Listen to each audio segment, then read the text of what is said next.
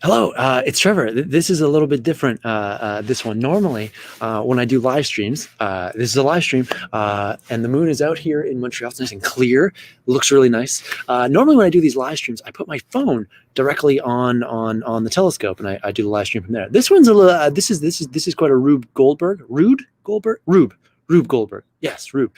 I have my phone on the telescope right now. You can kind of see it right there. I have my phone hooked up to the laptop, which I'm talking into right now. And I'm going to use my phone hooked up to the laptop and show you the crescent moon.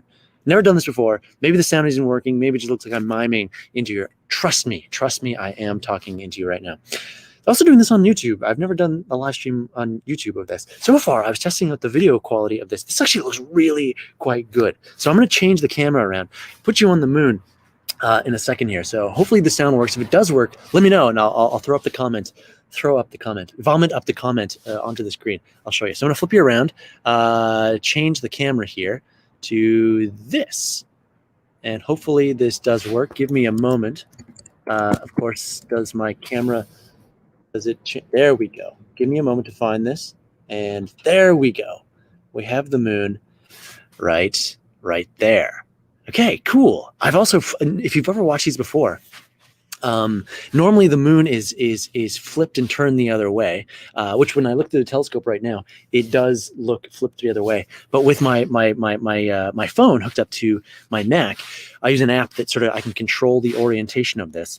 So I'm gonna try this out here. So this is part test.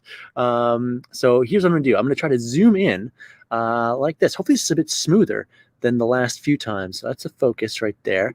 I can zoom in like this. Hopefully we can get nice and get some nice views of the moon. All right. Now it's all oriented a little bit differently than I'm normally used to, but actually that's pretty good. That's pretty good so far. I can zoom in even more. There we go. Get a nice look at some of these craters here, and I can change the focus. There we go. That's actually not too bad. Maybe a little bit too close there, but there we go. I'm just gonna adjust so you can see this. So it'll come into view. All right, and I can change the shutter speed like that. And I'm just going to zoom out a little bit so you can get some context here. Get the focus just like that. Okay, what you're going to notice here right away, whenever I do these streams, I always mention this, and I'll do it here. Can you see the moon moving down and to the right like that? Okay, this is not me and my telescope cleverly moving very gingerly. That's the rotation of the Earth. You're seeing the Earth rotating there. The telescope that I use, I'm going to zoom out a little bit here for you. The telescope I use, it's not electric. There's no batteries. There's nothing. It's not plugged into anything. So it's stationary. So the telescope is stationary, but the Earth is rotating. And so what you're seeing here is the rotation of the Earth. So it's going to get a little bit cut off on the right-hand side there. All right. And it'll eventually move down over there. Now that's getting a little bit, we're losing some light there, so I'm going to refocus this right here. Okay, let's zoom into some of these craters. Right there. Okay, hopefully that's working. Let me know if that is working.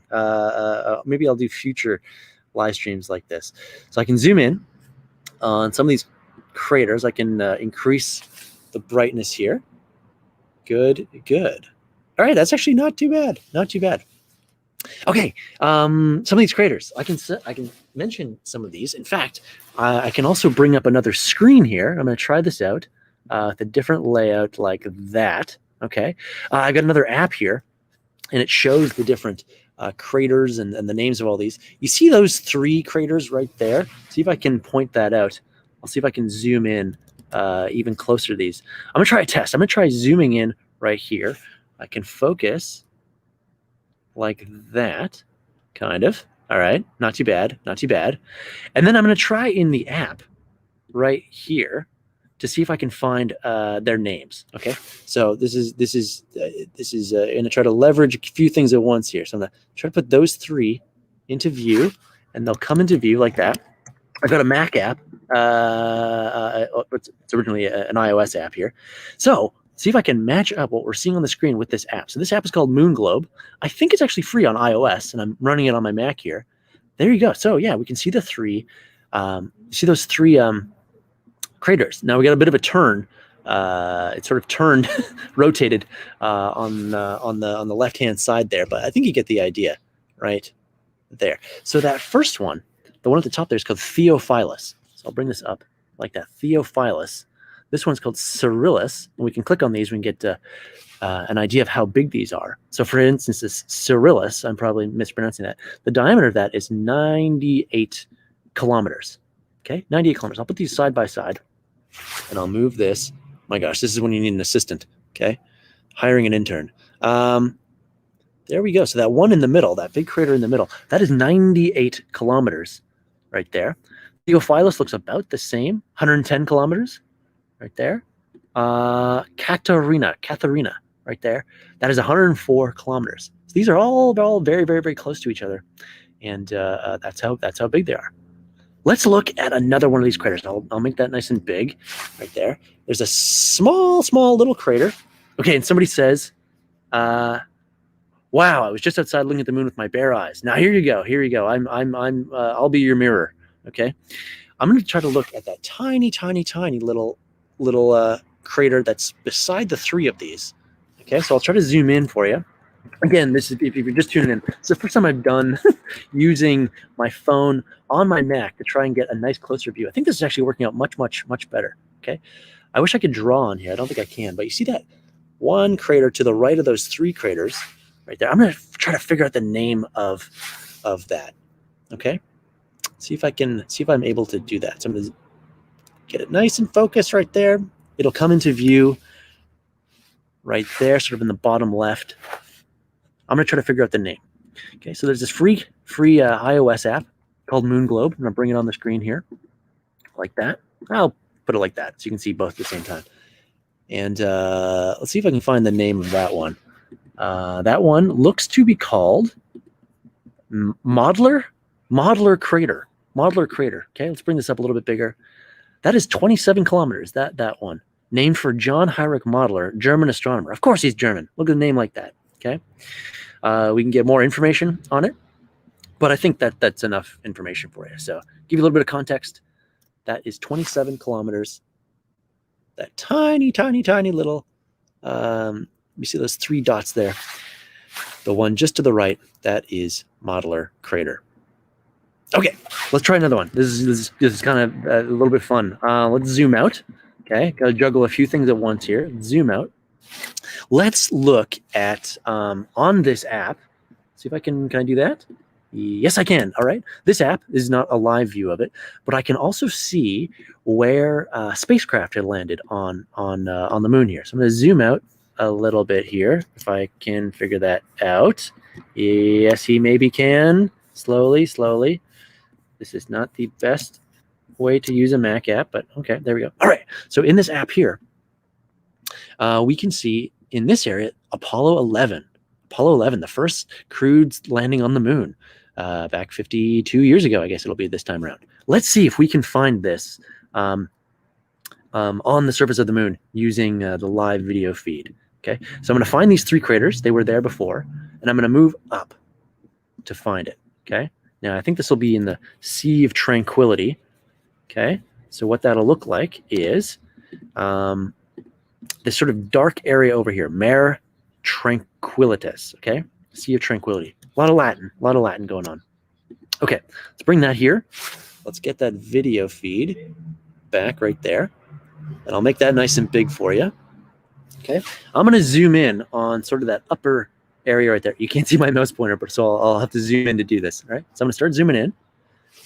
Okay, and if I position it like that, so it's kind of in the center of the screen right now. That area right there, and I'll zoom in even more. Okay, that is about the area where Neil Armstrong and Buzz Aldrin landed. Right, sort of just where that shadow is, the shadow of the moon is starting to appear. Okay, you can see sort of a bright crater, sort of at the bottom of that. Okay, that sort of bright one right there. Just above that, that is where they landed, right there. Okay, cool. This you see this line, okay, where sort of and I'll zoom out and make that a little bit more obvious for you. The line where there's light and there's shadow right there, that is called the terminator. kid you not, the Terminator. Okay, each day, the moon gets more and more lit up. So tonight it looks like I'll zoom out. Sorry if I'm giving you a headaches here. Each day the moon gets more and more lit up. So yesterday it looked more like a crescent. Actually, I think I can kind of show that in this app here. See if I can zoom out for you. Close. Getting there.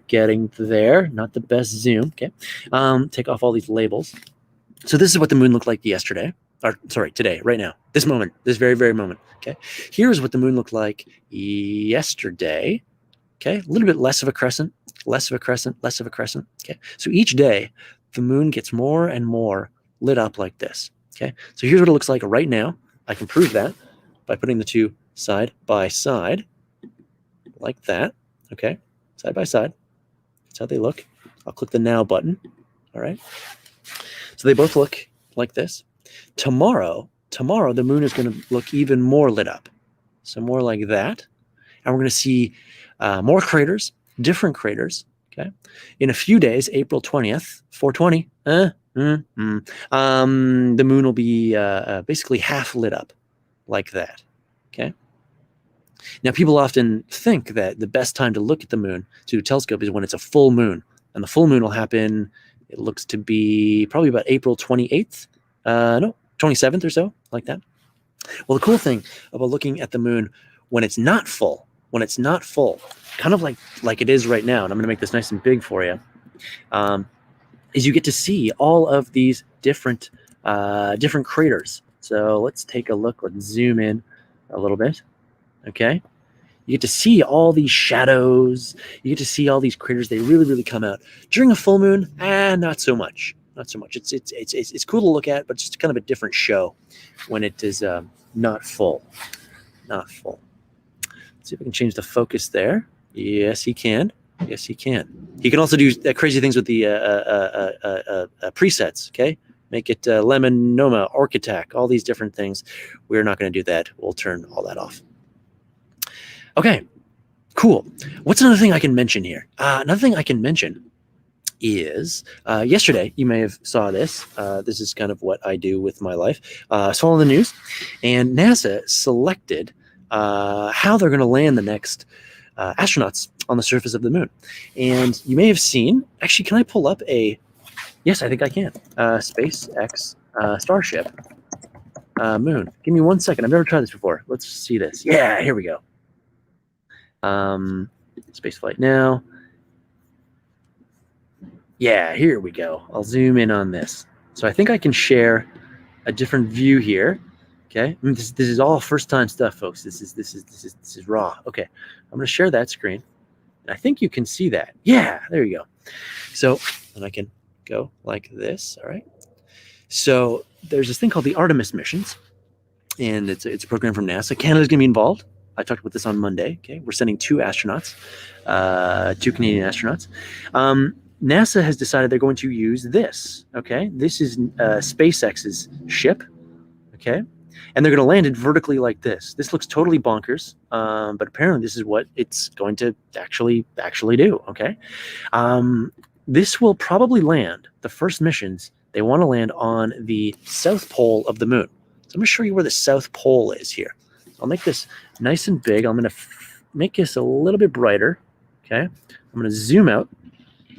Okay, like the Earth, the moon and every other planet has poles. Okay, so at the top there, sort of it'd be more top right there. That is the North Pole over there, and the South Pole. I'm going to zoom in on the South Pole for you. Give me a second. I can zoom in. All right, getting the hang of this. This is new. Okay, right above there is the South Pole. Right up there is about the South Pole. So that's where they want to do some of these Artemis missions. Now, why would they want to go there? Okay, some of these places they don't get any sunlight at all in some of these craters. There's no sunlight in some of these places. When you're on the moon, when you're in the vacuum of space, and you're in the light, it can be very, very hot. Something like, I forget the exact number. Let's say 250 degrees Fahrenheit. Very, very hot. And then your shadow is very, very cold. In fact, if you put your hand out on the shadowed side of your hand, this is when you're wearing a spacesuit, it'll be very, very warm. Sorry, the shadowed side will be very, very cold. On the lit side, it'll be very, very hot. Okay. This is because there's no air in space, so you get these vast extremes. In some of these craters on the South Pole, I'm just going to zoom in a little bit more on the South Pole, see if I can get this nice in view for you. Okay, first time I tried it this way, so be kind. Okay, so sort of in the left side there. Okay, it's the South Pole. Some of these craters don't get any light at all. No light at all. And that's where we think there might be lunar ice. Lunar ice. And of course, we could take that ice and we could turn it into water. And we can use that water to drink rather than having to send up our own water. That's where we want to try to land first. Okay. Interesting thing I learned just a few weeks ago when I was at a conference is all the different landing spots for the Apollo missions back in the late 60s and 70s. So I'm just going to zoom out here for a moment. I'm going to bring up that Moon Globe app. Again, this is a free app for iOS. It might be for Android too. Moon Globe. All right. And on this app, I can show all the different labels of either the terrain, like that, or I can show the spacecraft. You notice anything about all these positions on the moon for these spacecraft? I think I can zoom in a little bit here. Okay, not too much. Okay, here. Apollo 12 right there. Apollo 16 right here. Apollo 11 right there. Apollo 17. Okay, Apollo 15. They're all in this sort of same zone right here. Okay, none of them went over here. None of them went to the North Pole over here. They were all sort of stuck in this area over here. Okay, why is that? Well, to be able to land on these surfaces, okay, it was much easier to land on these areas. Okay, again, this is 50 years ago. Okay, I'll bring up the live view in the side there. Okay, so that's the real moon on the left through the telescope, and the just an app on the right hand side. Actually, I can go like this. Okay, very, very easy to land sort of in this zone over here. They call it the Apollo zone. The Apollo zone. So what they want to do is they want to try on these Artemis missions, starting in the next few years, is to land at the South Pole. Okay, you need more fuel. You need a different sort of trajectory to land on these places, but that's where they want to land. Try and find some frozen water, some ice over there. Okay. So I could probably yammer on more about this, but this is really just supposed to be a test. Okay, I'm going to zoom in just a little bit more. See if I can show you other things, but then I'm gonna log off in a moment here. So I'm gonna zoom in just a little bit more on those craters that looked pretty cool, and maybe tomorrow, if it's clear, I'll try the same thing here. Okay, there we go. And I can change the shutter speed, and the ISO, all of these variables here. Okay, so this is really just a test to make sure I could actually do all this. This seems a bit smoother than some of the other methods I've been doing before. So cool. All right. I think I'm gonna end it right there. So I'm gonna stop my change my camera here. Go like this. I'm gonna be there. We go. All right. The real Trevor. Okay. Thanks for watching. Hope that was cool. Have a great Saturday. Talk to you soon.